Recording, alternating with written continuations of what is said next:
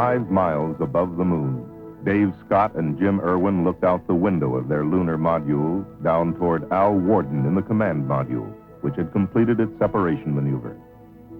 Beneath them, the 15,000-foot peaks of the lunar Apennine Mountains. Soon they would fly low over those peaks on their way to a landing in a little valley in the mountains of the moon.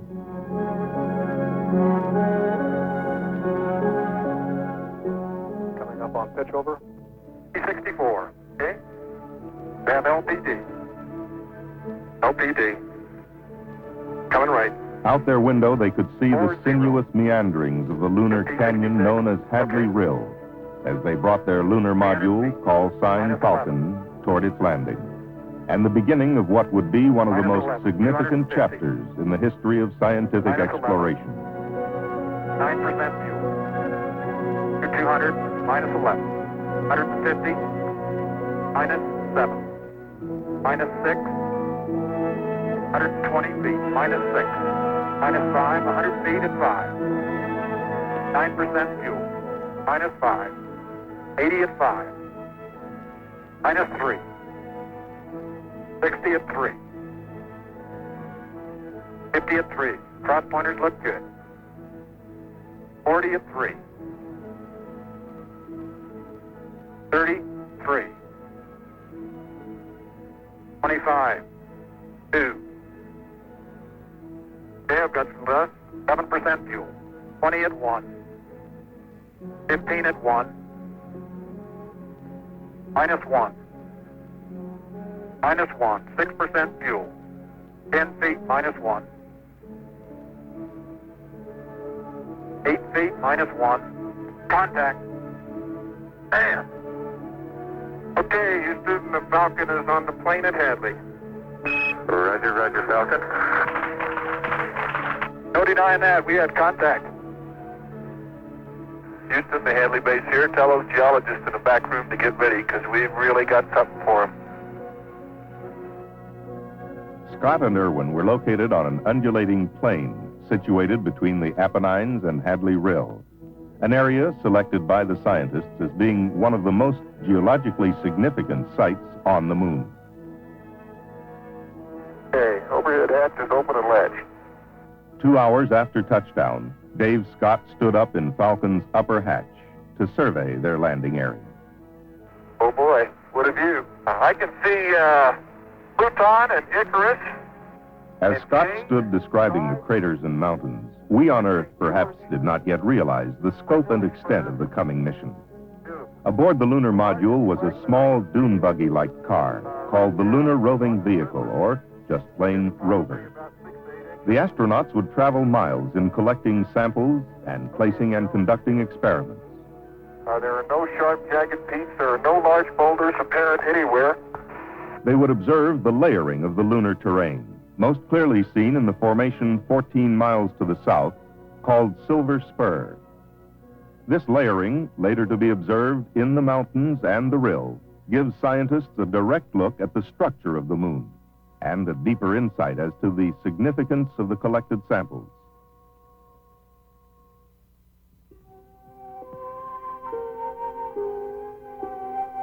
The journey of Apollo 15 had begun 4 days earlier, July 26, 1971. The crew, Dave Scott, spacecraft commander and veteran of Gemini 8 and Apollo 9. Jim Irwin, lunar module pilot, who would explore Hadley Rill and the Apennine front with Scott. Al Worden, command module pilot, who would remain in lunar orbit operating an extensive array of cameras and experiments and making observations which, when coupled with the surface work of Scott and Irwin, would give the most comprehensive picture of the moon's structure and history ever achieved. We have complete clearance to launch. We are go. 15 seconds. Guidance internal. 13, 12, 11, 10, 9, 8. Ignition sequence start. Engines on. 5, 4, 3, 2, 1. All engines running. Launch commenced. Liftoff. We have liftoff at 9:34 a.m. Eastern Daylight Time. The tower is clear. And we have a roll program. Roger. Precisely on schedule, 9:34 a.m., Apollo 15 lifted from the pad on its way to the moon. And we have a pitch program. Roger. With the exception of a few minor problems, the trip out would be uneventful. The command module Endeavour, carrying the lunar module Falcon, would arrive in lunar orbit with Scott's announcement, Hello, Houston. The Endeavour is on station with cargo, and what a fantastic sight. Oh, this is really profound. I'll tell you, this is absolutely mind-boggling up here. Gentlemen, I can well imagine that a foreign planet must be a weird thing to see.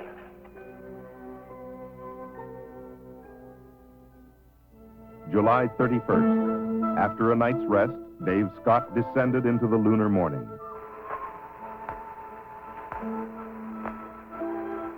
Okay, Houston, as I stand out here in the wonders of the unknown at Hadley, I sort of realize there's a fundamental truth to our nature. Man must explore. And this is exploration at its greatest.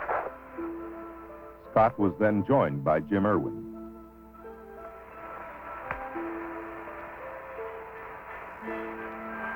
Oh, boy, it's beautiful out here. Reminds me of Sun Valley. Their first job was to get the lunar roving vehicle out of its storage bay.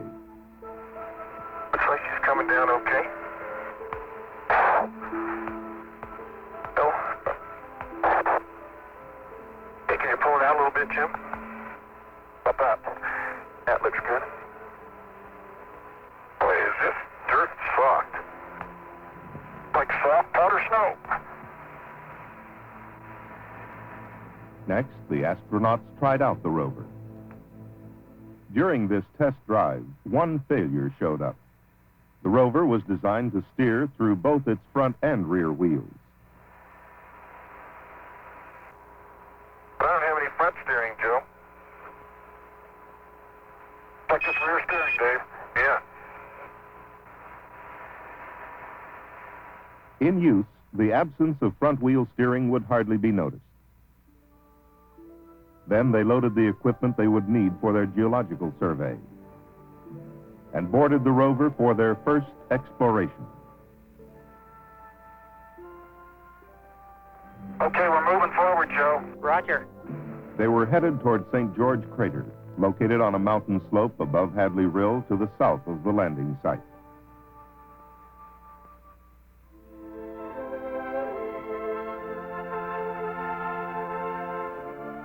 Hang on. Man, this is really a rock and rollin' ride, isn't it? There would be a stop to collect samples at a smaller crater called Elbow, then arrival at the base of St. George, and a look into Hadley Rill. Oh, look at that. Oh, look back there, Jim. Look at that. That's beautiful. That is spectacular. This is unreal. The most beautiful thing I've ever seen.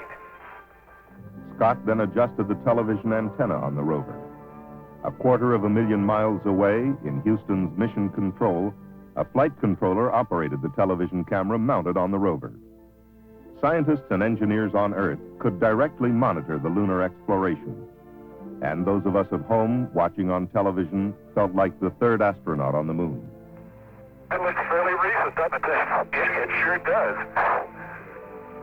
Okay, now we got the fillet, we got the soil, now we need to sample the rock. Yeah. The astronauts began to collect samples and photograph the area.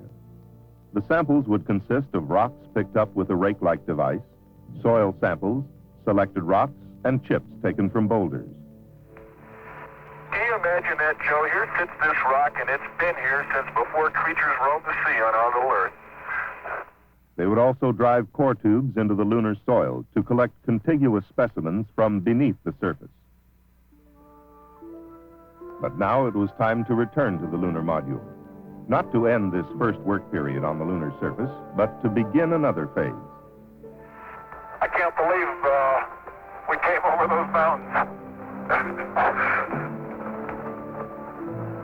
We did. It's just a beautiful little valley. Yeah, those are pretty big mountains to fly over, aren't they?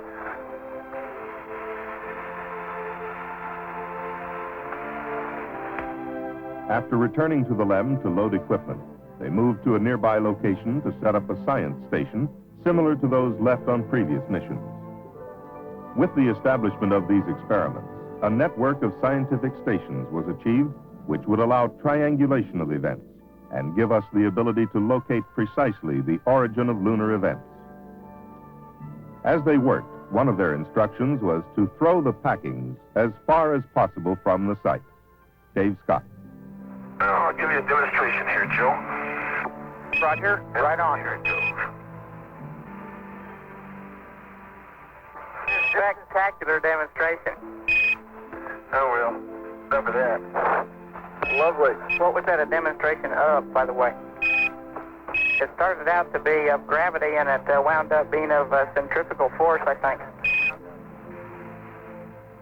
Using an electric drill, Scott sank a tube into the lunar soil, into which a probe would be placed to measure heat flow in the lunar material. The difficulty in drilling would delay placement of the second probe until the next day.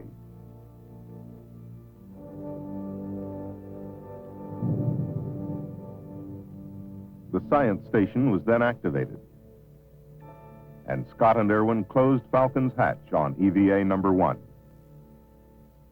And Tsiolkovsky is big enough so that you do get some, at least optical impressions of the central peak being higher than the ridges, but I think it's just because the basin is 60 miles above the moon, Al Warden orbited in the command module Endeavour, operating experiments, his observations adding to the wealth of scientific data already accumulated. Okay, I'm looking right down on Littrow now, and a very interesting thing. It looks like a whole field of small cinder cones down there. The detection of cinder cones, clearly of volcanic origin, helped solve another element of the controversy about how much of the moon was formed by volcanoes and how much by meteoroid impact. Warden was operating a series of experiments in the scientific instrument module. These included a mapping camera to shoot lunar features and simultaneously the star field for accurate location of these features, a panoramic camera, a laser altimeter for accurate topographical mapping, and a series of experiments to analyze the chemical makeup of the lunar crust.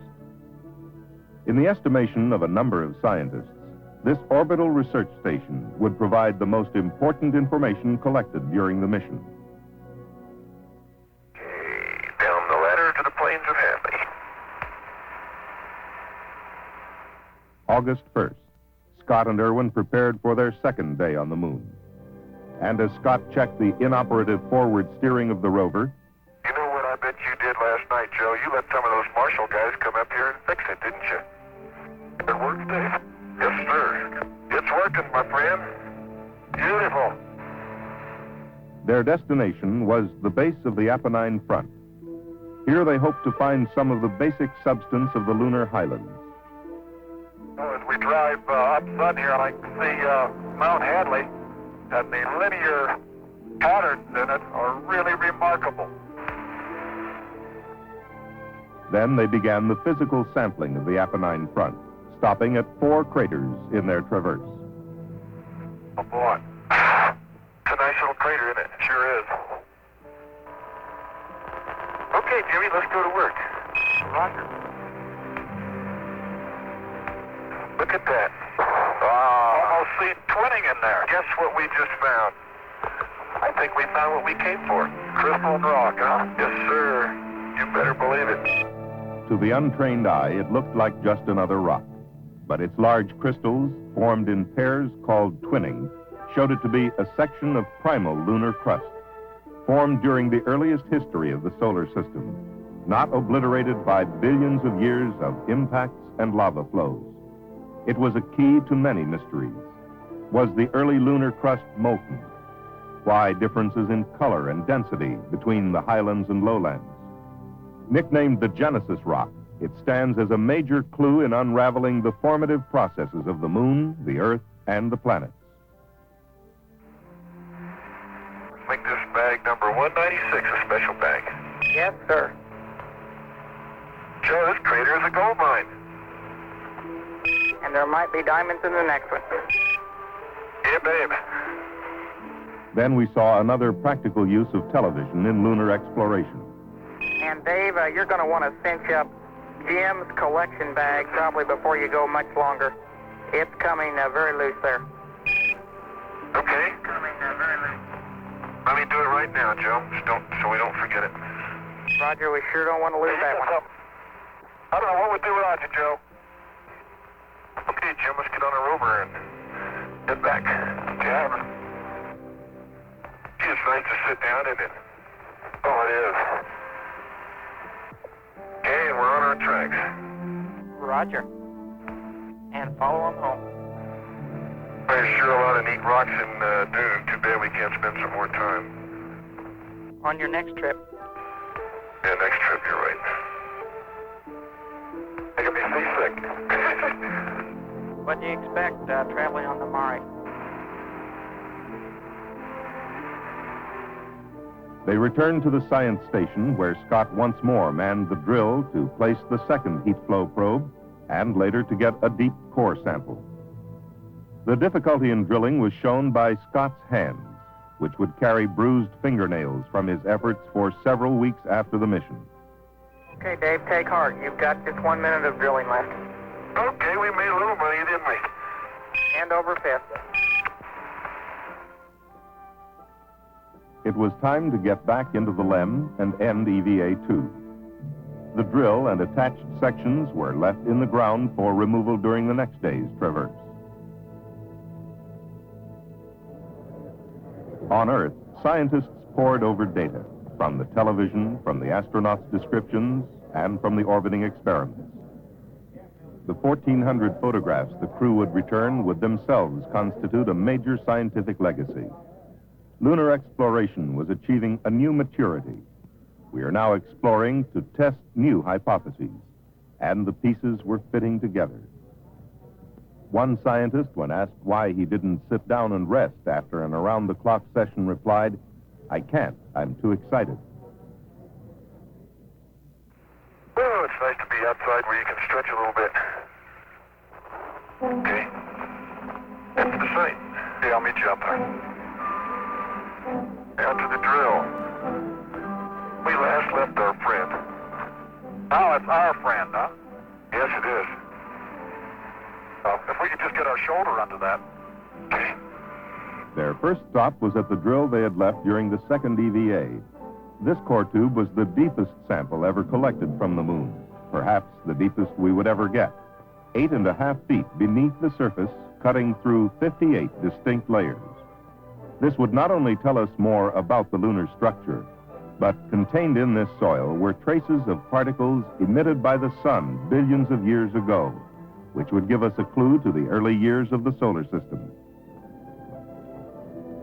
But now it was time to leave the core tubes to be picked up later and head west-northwest to the rim of Hadley Rill.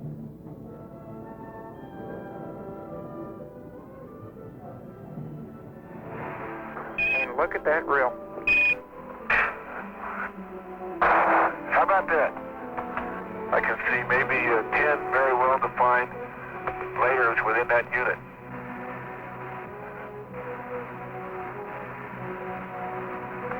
Hang on. Yeah. All right. Yeah. Very soft, but I can stuff it over that rock.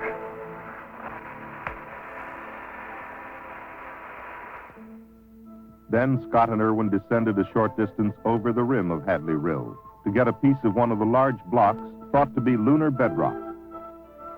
A big rock there. Sure is. Let's go down and get a chunk of the bedrock here. Get a little closer so you get that big chip out of there. Boy, what a rock. Getting ready to move out, Dave? Yep. Yeah. Something here for the next guy.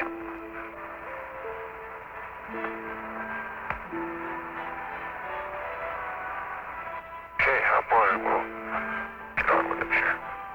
They buckled their seatbelts for the ride back to the lunar module. Oh, what a big mountain that Hadley is. Yeah, it's beautiful. Sun is really fierce. Oh, look at the mountains today, Jim, when they're all sunlit. Isn't that beautiful? Really is. By golly, that's just super. You know, unreal. Dave, I'm reminded of a favorite biblical passage from Psalms. I look unto the hills from whence cometh my help. But of course, we get quite a bit from Houston, too. After a stop to pick up the core samples, they returned to the LEM to close out their final traverse. But first, Scott would make history, canceling a stamp on an interplanetary envelope. I'm very proud to have the opportunity here to play postman. What could be a better place to cancel the stamp than right here at Hadley-Rill? Then a demonstration of a classic experiment. Well, in my left hand, I have a feather. In my right hand, a hammer.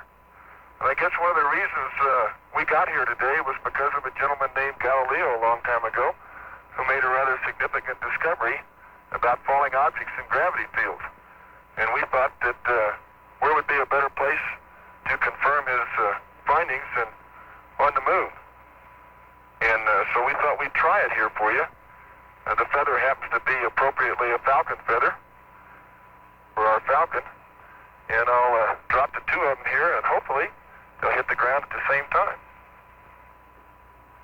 How about that? How about that? Proves that Mr. Galileo was correct in his findings.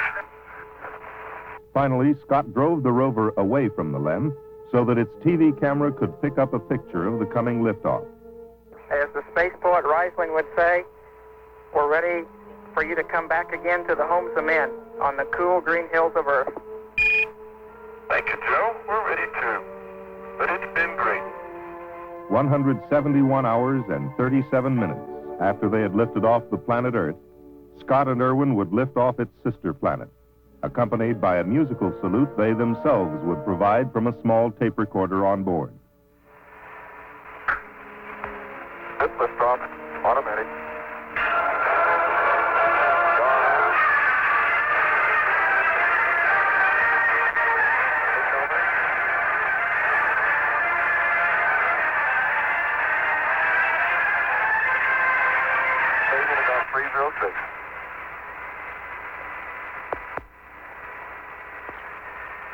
Hey, good smooth ride, Ed. Almost sounds like the wind wrestling, doesn't it? Oh, what a view of the rill, huh? Boulder tracks coming down into it.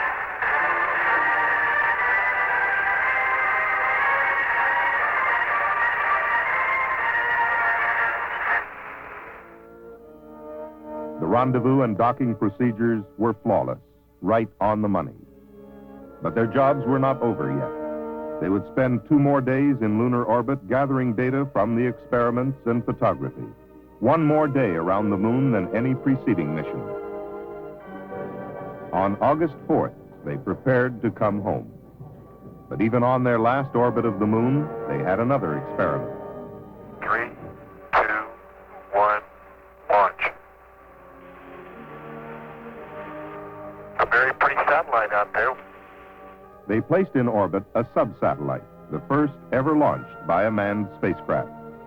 It was designed to circle the moon for a year, measuring variations in lunar gravity, the strength and direction of interplanetary and Earth magnetic fields, and the flow of charged particles in space. Tracking stations have acquired the satellite. Oh, very good. Then the burn to bring them back to Earth. But their jobs were far from over. 172,000 miles from Earth, Al Worden left the spacecraft to retrieve the 8,000 feet of film contained in the cassettes of the experiment bay cameras. Later, they would turn their X-ray spectrometer toward the newly discovered X-ray pulsars, those mysterious black holes in space. At the same time, in accord with the previous plan, an Earth-based Soviet observatory scanned the same areas visually to help derive a model consistent with both sets of observations. During the trip home, the X-ray spectrometer would observe 7 X-ray sources and gather 50 hours of galactic data. Then, on August 7th, they looked into the fireball created by the heat of their re-entry into the Earth's atmosphere at 25,000 miles per hour. And there would be a heart-stopping moment as one of the 3 parachutes collapsed. However, the landing system was designed to use 2 parachutes. The 3rd parachute was an added safety factor. Today, that margin paid off.